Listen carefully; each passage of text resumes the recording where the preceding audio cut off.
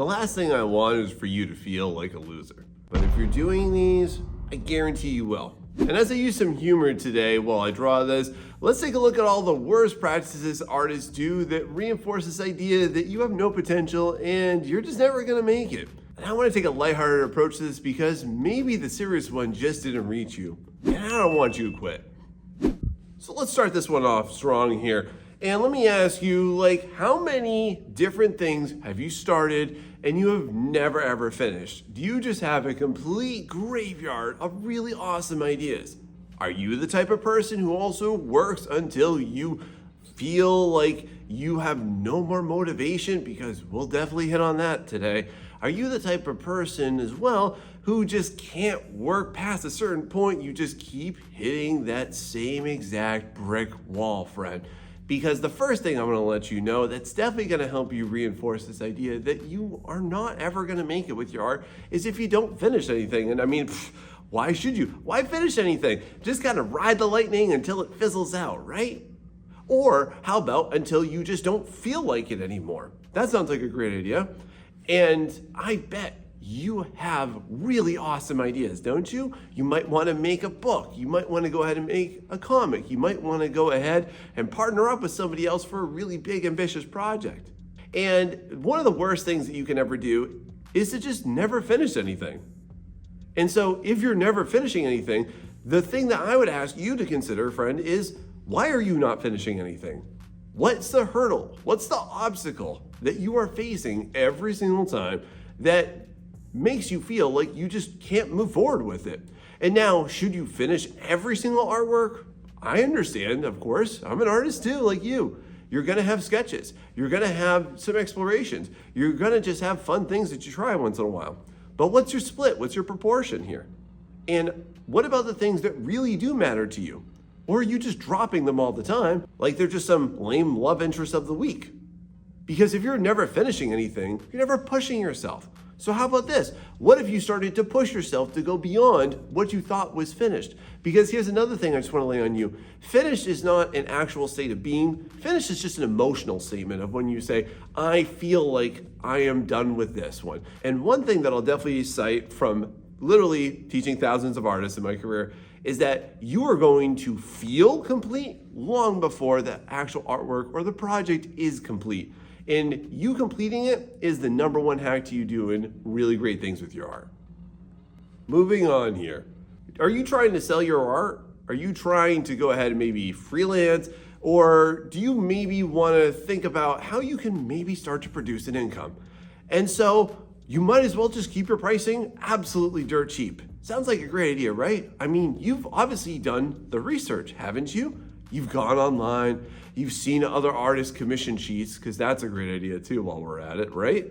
And you've gone ahead and you scoured the market and said, that's the price. This is the price that I have to enter with. There's absolutely no way that I can ever price myself fairly. And you're gonna tell yourself all these awesome excuses that really help you, don't they? Like you're gonna tell yourself things like, well, I wasn't born in the right area, or I wasn't born on the right continent, or hey, you know what? I'm just starting out, or maybe do you not have a big social media following? Because if so, you should definitely keep yourself dirt cheap pricing.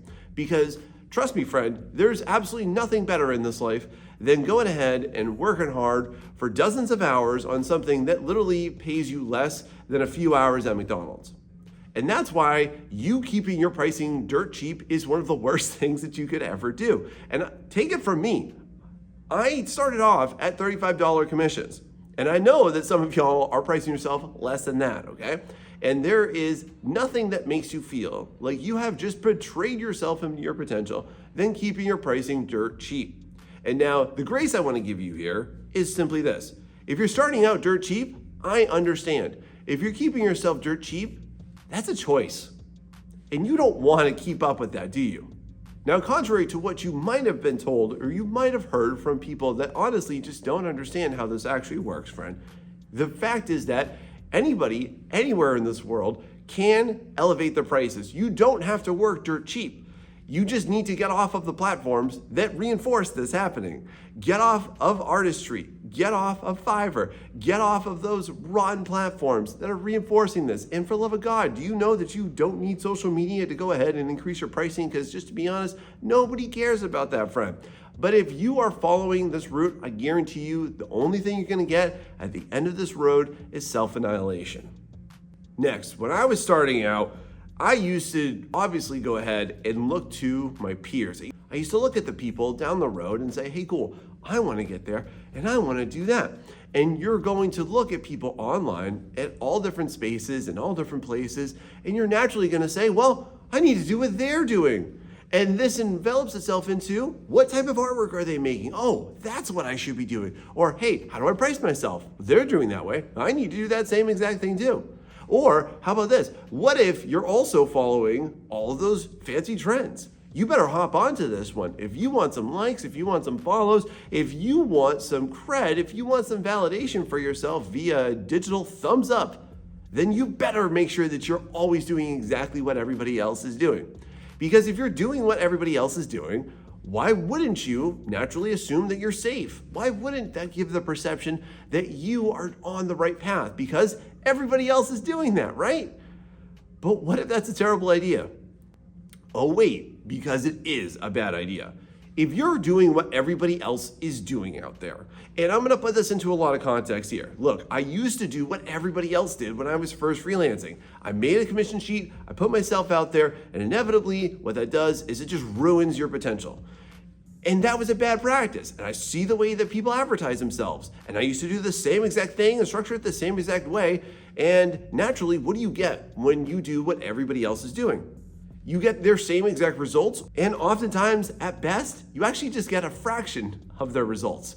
And so, my friend, for you as an artist, you cannot expect to succeed at doing what everybody else is doing, which is, by the way, also why I do things that are against what everybody else is doing on my channel. And if you appreciate some raw honesty on that, go ahead and hit that like and subscribe, because I sure would appreciate to be a part of your artistic journey and to give you some actual, actionable, helpful advice. So if you're down for that, I'm here for you every week. And along with that, one of the worst things that you can do too is to always do the type of artwork that you perceive everybody else is doing, because that seems like such a great idea. It seems foolproof. But the thing that you're also doing there is you're denying what makes you special. You're denying people access to something that's more relatable to them. And so for you as an artist, friend, if you're doing what everybody else is doing, you're not doing what you are meant to do. You're not tapping into that special component that makes you unique. And people don't want copycats. People want authenticity, and especially they want it in art. So are you willing to give that to them? Next topic here, and this is something that I used to do a whole lot. And so tell me, especially for y'all that want to go ahead, you want to make some money on your artwork, you want to create some incomes, or, maybe you want to go ahead and start to freelance. Where are you getting your advice from? Well, if you're like me, I used to go ahead and ask my other artist friends, and especially make sure that you ask your other artist friends that are broke. That's obviously one of the best places that you can go for really sound, actionable advice. So you should definitely go ahead and only seek advice from people that are exactly where you are, in the exact financial place as you, and the exact social and economic standings as you are. Because obviously, they know how to get themselves out of it. This is just the same way that if you want fantastic weight loss advice, that you should absolutely go ahead and talk to somebody who's 600 pounds. Or how about if you want some really sound relationship advice? You should definitely go to somebody who's been divorced 4 times, because obviously they know exactly what to do. And so you will never find such a massive treasure trove of outstanding advice on how to do well for yourself as an artist, how to create great products, how to sell really well, how to market yourself, how to go ahead and target those clients, than artists that are completely broke as a joke. And I even see this as it goes up in through the YouTube community too. And I'm gonna be honest, there are so many really big art YouTube videos that tend to promote this idea that they know what they're doing about freelancing. And when you really go ahead and you take a look at what they're able to get, it's not even $75. So obviously that makes somebody a really great master of their craft, and they know exactly what they're doing. So obviously you should listen to people that only promote themselves on social media, or only promote themselves on Fiverr, or only go ahead and get $25 sketches, or maybe less. because they're definitely the right person to ask about this. And so naturally, if you're listening to me still on this note, you've realized that this is a really dumb idea, because if you actually want to get better, you need to actually talk to people that can do better. Wild idea. Why do you actually talk to the people or only seek advice from the people who are in your exact financial and social standing or in your same exact level of clout and career? Why is that? Because you all self-reinforce each other. You all feel like you're doing the same thing, you're chasing the same goals, meeting the same ends, and running into the same brick walls, and you're just accepting that.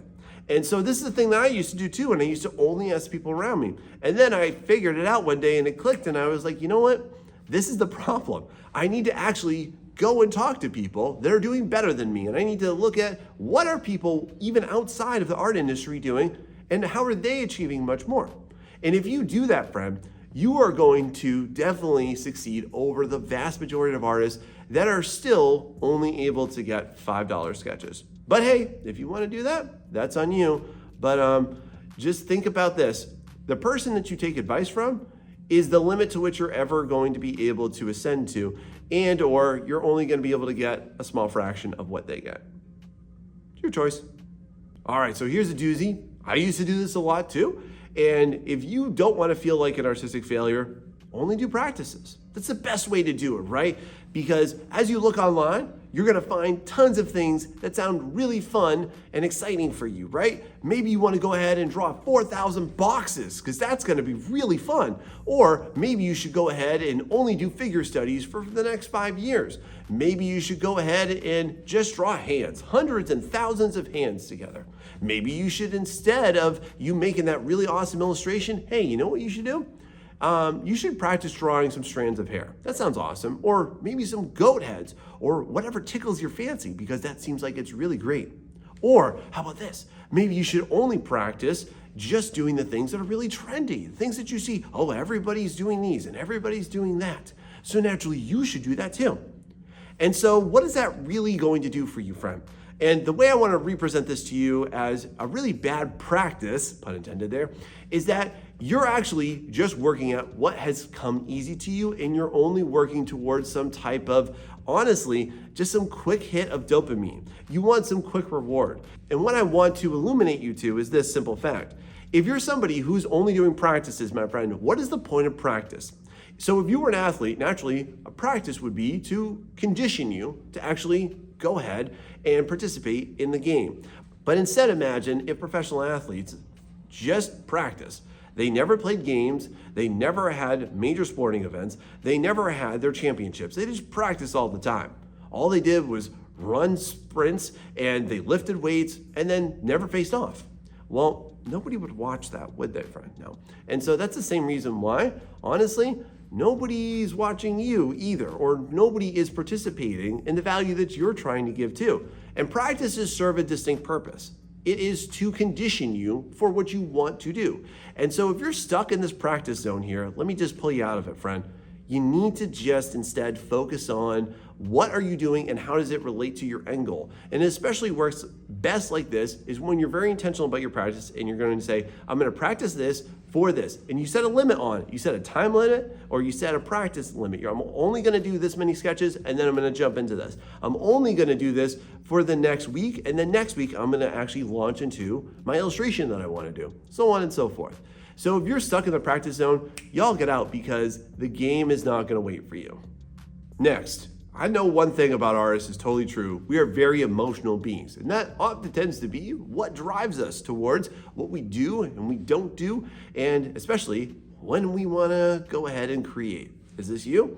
And so for that note, if you really want to feel good about yourself, then you should only listen to your feelings. You should 100% always be tuned into everything that you feel at every given moment in time. And when you feel like drawing, that's the only time you're allowed to draw.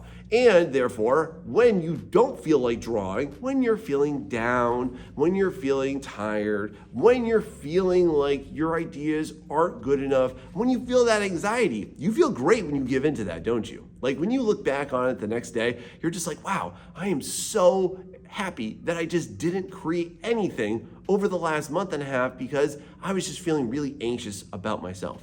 And so therefore, I shouldn't create art when I'm feeling that way. And therefore, it seems like a fantastic idea that the only opportunity for you to actually create is for when things are optimal for you. And you know what I mean? This is like when you're physically the best, this is when you're mentally the best, you're emotionally the best, because you just want to go ahead and just be a complete sycophant for your feelings. And that's a big problem. The warning that I want to give to you is that if you're working alongside your feelings, 90% of the time, all of your feelings are just meant to betray you, and especially betray what you're capable of being. Tell me this, have you ever seen it as a problem when you were overly happy? Like, has anybody ever gone around this earth and just been like, oh, this is such a problem. Man, I'm just so excited. I'm so happy all the time. Like, no one's ever come to me and said, Sean, I got this big problem. I want to be a better artist, but you know what? My problem is I'm just too happy. No, and therefore, those are the only feelings that you should really listen to when you really want to embrace your role as a creative. And your feelings are there usually, especially your negative feelings here. Your feelings are a product of your brain.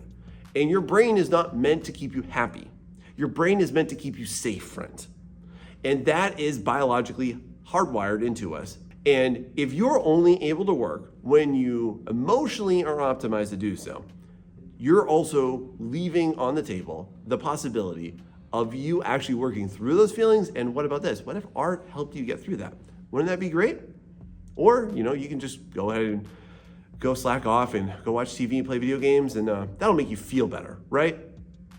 No. Now on to the next one.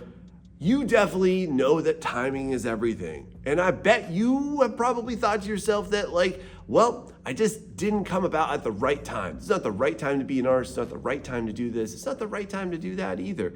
And tell me, do you feel like it's just not the most optimal period for you right now to go ahead and do that thing, to go ahead and launch into you prepping your portfolio for that big job, or for you to start to put yourself out for freelancing because you're not ready yet? Or how about, what if you're not ready to go ahead and make that comic? You've got that great graphic novel, that manga locked up in here, and you want to get it out, but hold up, pump the brakes now, because you know that you're not ready for it. So obviously, it's just not the right time. And so because it's obviously not the right time, because you feel like it's not the right time, that you should 100% wait until that perfect period comes to you, where just the heavens open up and the light shines down and someone speaks to you and says, you are prepared. Because that obviously happens, doesn't it? Oh, wait, it doesn't. And so one of the things I want to let you know, friend, is that if you're waiting for this one, listen, there's never going to be some type of Hogwarts letter that you get in the mail delivered by an owl. There's never going to be this heavenly moment where the clouds part and you just get this divine message. Being ready is not a matter of fact. Being ready for you artistically is not a matter of waiting for this prolific moment. Being ready is a choice. Being ready is a mindset. Being ready is a decision that you will make to say, I'm going to start this. And most of the time, I know what your reservation here is. You're going to say that you're not good enough yet, or you're not prepared, or you need to build your foundation, or some type of nonsense that just boils down to you just being fearful. And my friend, you are ready, and it's just a fact that you will suck in the beginning. But your ability to go ahead and suck at something for a prolonged period of time until you build yourself into a better version is what actually matters. And let's just take it through the lens of any comic or manga. Inevitably, the artist that does that always gets significantly better as they hit their stride. But you aren't even hitting your stride because you're still asleep in bed instead of getting out there onto the track and actually starting to run. And so, my friend, what if you just made the decision to be ready and just accepted the fact that, yeah, it's going to suck at first and it's probably going to feel a little boring and you're going to feel unsure of yourself. But the better decision to make is that you just need to go ahead and start it. And then let's see where it goes. This next one, definitely going to be a really charged topic, and I know that you love it a lot, and I know that it's obviously something that you think is going to help you. It's going to go ahead and level you up. You think that it's going to be the future of art. So obviously, if you don't want to feel like a loser, you should 100% use AI, because that seems like a great idea now, doesn't it? Because obviously, you think that you can just go ahead and just have some type of template that is a really great thing for you to work on. And then obviously, because your skills are so great that you can just paint over that. Or let's say that you want to make some really great concepts. However, though, you can't think of them on your own. So naturally, you should just go ahead and outsource that to just a randomized computer generator. That seems like a great idea because AI will help you do that. And let's just level that up for a second here, because you want to go ahead and you want to stand out above everybody else, right? You want to make yourself valuable into some type of career, some type of community, and you want to be respected. So naturally, you using AI is obviously the best pipeline to get there, because you definitely won't look like everybody else by doing what perceivably everybody else thinks that they should do as well. And so obviously, because you don't have the skills to go ahead and actually make those high quality artworks or that product that you want, that you should just outsource that to AI, because obviously that is going to get you there. But obviously, if you're familiar with my channel, you'll know that is the dumbest idea to go ahead and get there. My friend, here's what I promise you is actually going to happen.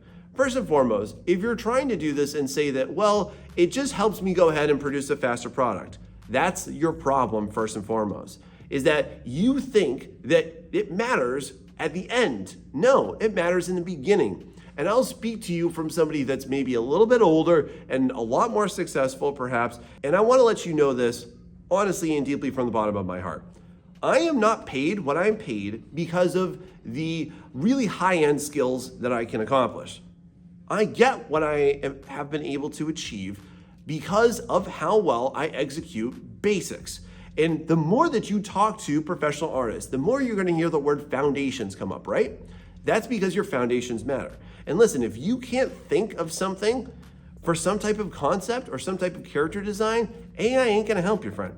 Your problem is that you need to learn how to think that way. You need to refine and tune your processes. You need to go ahead and get better at how you're actually conceiving of that. And here's another thing just to unlock you at. You need to think about what's holding you back mentally and creatively from actually just doing that yourself. Because that's the problem. You doing it faster is not meaning that it's more valuable, either to a marketplace or for yourself. And you know how dirty you feel when you do this. But hey, if you want to go ahead and hop on board with those awesome AI bros that definitely don't want to only grift their way to success and don't want to go ahead and just steal from artists, then that's on you, friend. But if you're an artist that wants to be reputable, wants to be respected, and doesn't want to be laughed out of every single interview you ever go into, and actually wants to be recognized for their hard artistic skill and labor, then I would avoid this like the plague. Now, let me ask you for this next part here, what actually signals you that you should start anything? And maybe this is about you starting up that big project. Maybe you've got like a game you're willing to design, or maybe it's just you get home from work and some days you do and some days you don't want to go ahead and create art.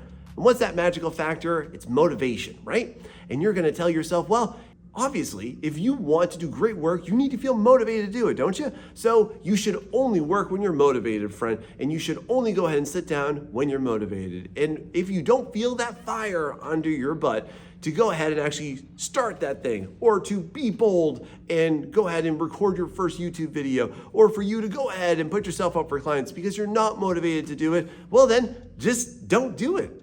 Seems like a great idea, doesn't it? Because you're waiting around for some divine blessing, some musing to go ahead and tell you that it's now time to work, like you're some type of a business that has open and close hours that are completely random, then that's obviously going to lead you to success. Because obviously, people that are successful in any domain only work when they feel motivated. And that's just how they have developed themselves into masters of their craft, right? And so naturally, when you feel that resistance, when you feel like, oh, I shouldn't do this, I don't feel like I should do that, then you should give into it every single time, because that's going to make you happy. You're going to feel really good about that too. You're not going to feel a shred of guilt, nor are you going to feel any loss of purpose in this life by you only working through motivation. Well, this is only going to reinforce your complete artistic demise, my friend. And what I really want to clarify for you is this also gets tangled up with like willpower, okay?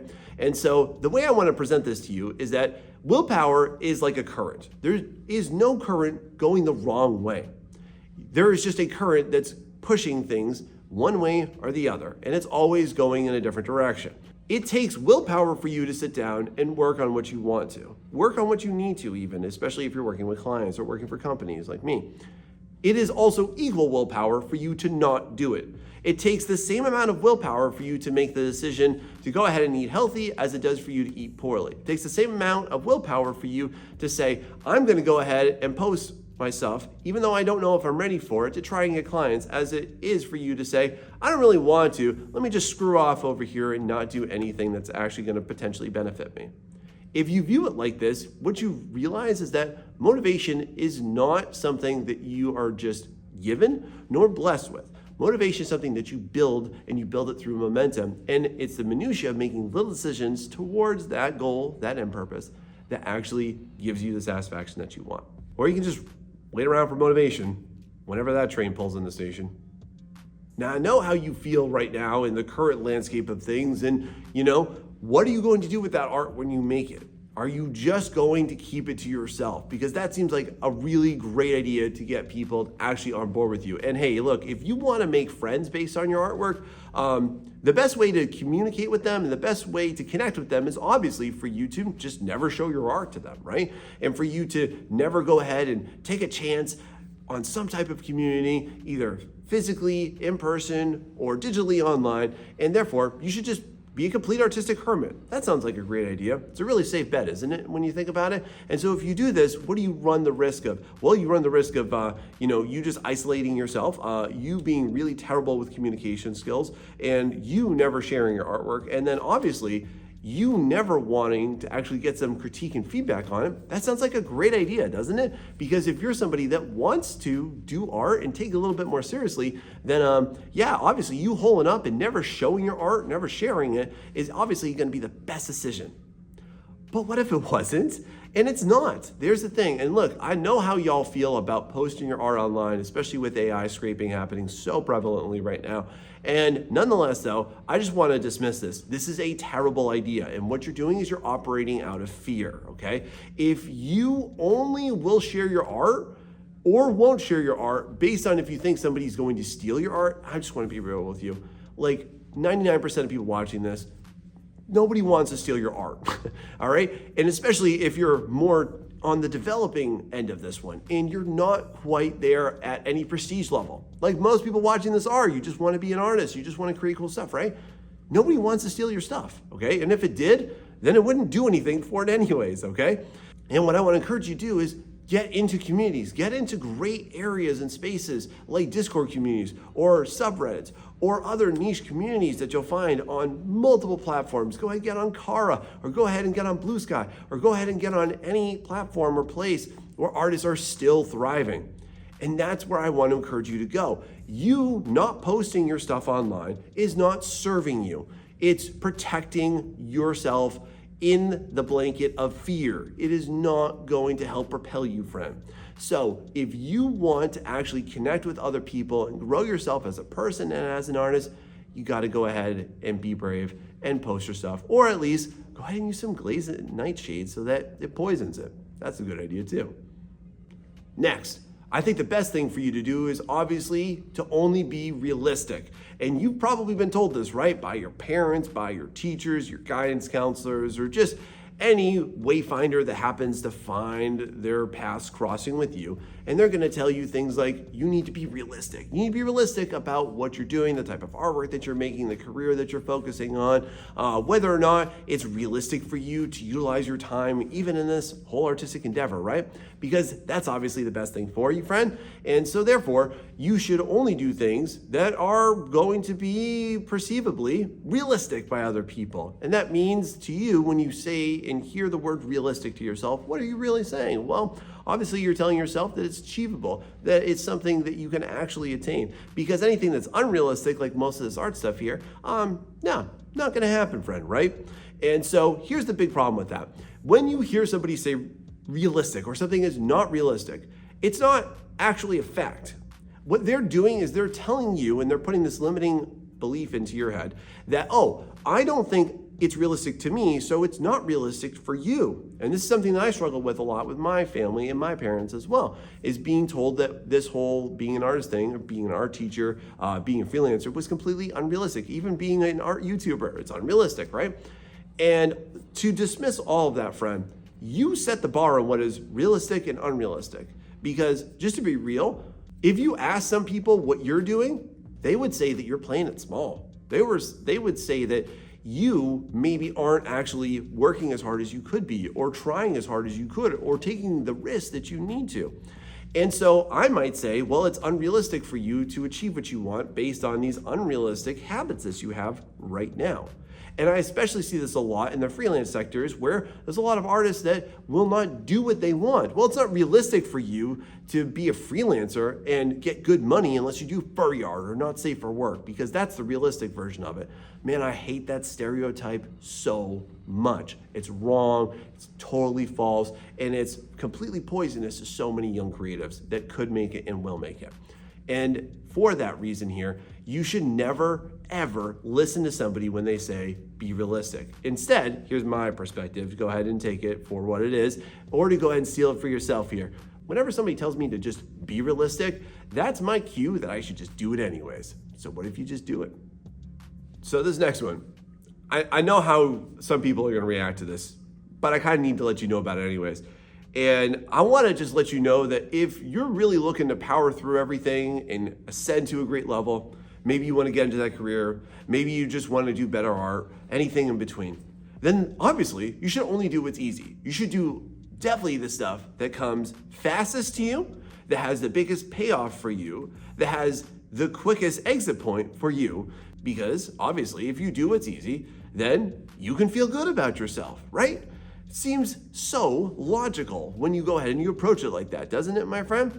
Because when you're doing what's easy, look, you know the start point, you know the middle point, you know the end point. There's no risk. The reward is perpetually the exact same thing. So then that way you can't let yourself down. And that means that obviously you should avoid topics that you don't like. Oh, well, you don't like to draw feet? Don't draw feet. Oh, you really suck at anatomy? Just go ahead and hide hands. That's always a great idea, isn't it now?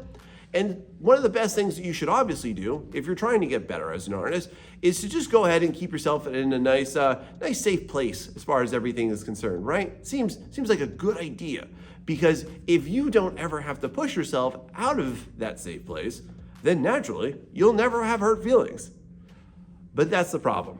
If you're only doing what is easy for yourself, then you're also never going to attain what you want to. And again, what is that? Is it some monetary goal? Is it some career-based goal? Is it just some humanistic, artistic goal? Because you're not willing to go outside of your comfort zone. And what I find from so many artists is that we tend to be really afraid of pushing ourselves outside of our comfort bubble. And it feels really good when you're just wrapped in that blanket of comfort. But my friend, you need to just burn your comfort blanket at some point and just say, I'm going to push myself through this. Because if you never push yourself through that, my friend, and you never at least attempt to step outside, like imagine yourself right now artistically like you are just a total shut-in and you never leave your house. If you don't actually just open the door and start to tiptoe out once in a while, then guess what? You're never going to integrate. And that's the thing that I want to encourage you to do, my friend. You don't have to just go ahead and jump in the pool, but let's crawl. Let's take some little steps outside of our comfort zone. Because if you are only and always working to the edge of your comfort zone, you're also therefore denying yourself access to your truest potential. How's that? Now, can I drop a really big doozy on you? Because obviously, if you don't want to feel like a failure, you should make art goals. Or hey, why don't you just not? Why don't you just wing it, because that's been working for you so well for so many other years? And also on that note, why don't you keep making the same exact art goals like you did every other year before? You know, the ones that you didn't hit, the ones that didn't actually come to fruition, the one that you lost motivation for, were the ones that you forgot about, because those worked out stupendously. And so therefore, what you should always do is perpetuate what doesn't work. And that sounds like a fantastic idea, doesn't it? And the reason why you did not hit your art goals is because of the fact that they sucked. The way that you conceived of them wasn't enough. The way that you're structuring them and you're supporting yourself through them was not present in it, and that's why you did it. And so I want to help you out with this, and to do that, go ahead and check out this video right here where I'm going to show you the best way to go ahead and write art goals that you'll actually hit. Wouldn't that be great? And if this helped you, please share it with somebody that you know. Thanks so much. See you next time.